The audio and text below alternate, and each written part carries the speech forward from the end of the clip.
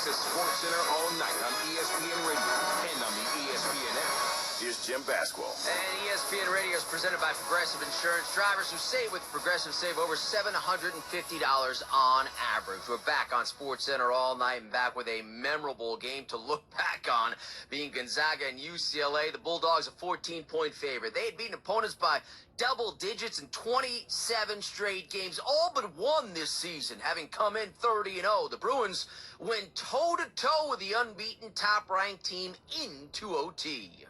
We're in for a real rock fight of a game and a battle against UCLA. Juzang will back it out to Campbell. Campbell jumps the pass across the timeline. Jaquez on the attack. Feeds it out left wing. Juzang open three. Got it. Snap to Twine again for Johnny Juzang. He's got 8.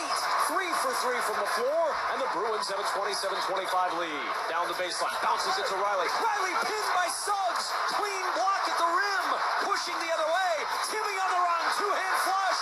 Defense to offense. The freshman to the sophomore. Gonzaga by a pair with 1:47 to play.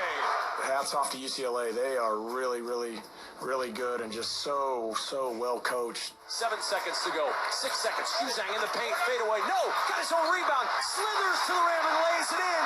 3 seconds to go. I saw Johnny got the miss and put it back in. You know, and Corey took it out right away. Corey, come here. You know, and I got as many dribbles as I can. Here comes Suggs. Long three for the win. Banks it home. Banks it home. Jalen Suggs. I felt pretty good. I was staring right at it, and I was like, that's in. So, and it was. A deep banked three to send Gonzaga one step closer to history. Yeah, we want to thank once again the Westwood One NCAA Radio Network with those calls. Jalen Suggs called bank at the buzzer from just inside a half-court logo to lift Gonzaga past UCLA in overtime, 93-90. It has them one win away from an undefeated season and a national title. Now the Bruins, they snapped a streak of 27 straight double-digit wins by Mark Few's team. They were the first to lead Gonzaga in the second half of this tournament. On that charge, no foul call in the final seconds of regulation. UCLA coach Mick Cronin. Obviously, I was hoping they'd call a block at the end of the play, at the end of regulation when Johnny drove to the basket. It might have been a charge. I haven't seen the film, but I would say this, even if, it's the hardest play in the world for an official.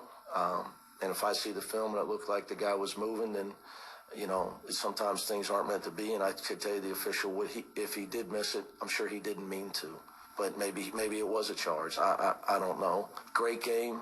Great experience for us, and we're going to stay positive. Now, keep in mind, the UCLA Bruins played 3 overtime games in this tournament. They just kept coming time after time. Now, Gonzaga, first team to bring an undefeated record into the championship game since Larry Bird and Indiana State back in 1979. They, of course, lost to Magic Johnson and Michigan State. Reese Davis, Jay Billis, Seth Greenberg look back at a classic. You don't want to be a prisoner of the moment, but you put it there with the Leitner shot, with the Jenkins shot, just in terms of memorable, maybe the Bryce Drew shot, but significance, it goes up there with Leitner and Jenkins. No question. Yeah.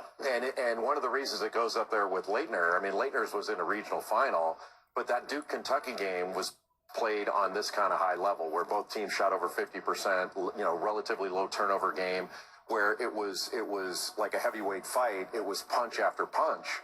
It wasn't like mistake after mistake. That was, I still can't get over what a great game it was. What about the Chris Jenkins shot?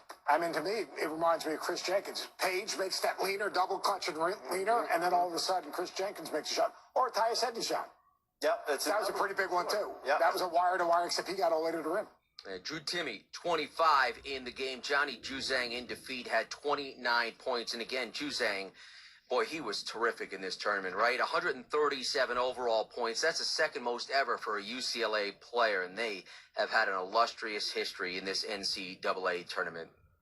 So Baylor didn't have such a tug-of-war, by the way, in their semifinal against Houston as the Bears, well, they threw a haymaker in the opening half. Davion Mitchell will work it up to the right-hand wing. Skips it into the left corner. Butler three from there. It's good again. Butler, 15 points 33-17 Baylor. Timeout used by Kelvin Sampson. 5:08 left in this first half, and the Baylor Bears threatening to run away to the national championship game. Yeah, they went on a 16-3 run and were up at the break 45-20, up 25 at the half, and they maintained that double-digit cushion throughout. Teague, a little crossover, dribbles it into the corner. Mitchell, open three, left corner. It's good for Davion Mitchell. And Mitchell with his second double-double of the year. He had 10 points and 10 assists against Alcorn State. This one might rank a little higher. 12 points, 11 assists in the Final Four for Davion Mitchell. Westwood One NCAA Radio Network from start to finish. It was all Baylor, 78-59. Jared Butler at 17, all in the first half to lead 5 in double figures. As Baylor's first trip to the championship game since 1948. Their coach, Scott Drew. Well, every day you're grinding, and you really don't look back. You just keep pressing forward, and been so blessed to have unbelievable players that have bought into what we'd like to do with the program. Tremendous assistant coaches that have sacrificed so much time, hard work, sweat to get us here. Job well done. Kelvin Sampson, meantime, awfully impressed with his counterpart. So impressed with Baylor. I keep going back to them. Butler, Mitchell, Teague, Flagler, Mayer. I don't think I've seen a team with 5 guards at that level. No drop off. And they were good at both ends. That's why I was proud of our kids the second half. You know, I get people will rationalize why we came back the second half. I get that. But we did. And that wasn't easy to do. You know, it was an emotional locker room at halftime, and we came out of the locker room, and our kids competed. But Baylor is clearly the best team that we've played. They may be the best team we've played in the 7 years I've been here. Yeah, it's hard to argue with that. They were just awfully impressive. Best game of the tournament, obviously, for Baylor. So it's the matchup we've all been waiting for. It was one that was supposed to happen in December, but because of COVID, the game got canceled. Talking about Baylor and Gonzaga. The Zags are the early 5-point favorite with the first line out. LaFonso Ellis recapping Baylor's impressive performance in the semis and looking forward to the finals. Well, this game was won in the first half. You're talking about a Baylor team that forces teams over on 25% of their possessions. That's third in the nation. In the first half of this game, they turned Houston over 9 times, led to 13 points. And Jared Butler, Baylor's best player, he had really been struggling shooting the basketball from the three-point line in the tournament. Only 24% from 3, 44% during the regular season. Got on track today, 17 points in the first half, and he was absolutely knocking the 3 down. So their defense was terrific in creating turnovers. Jared Butler finally thawed out and started to be the player that we know he could be. He was spectacular in the first half of this game. All right, so now, what a great matchup.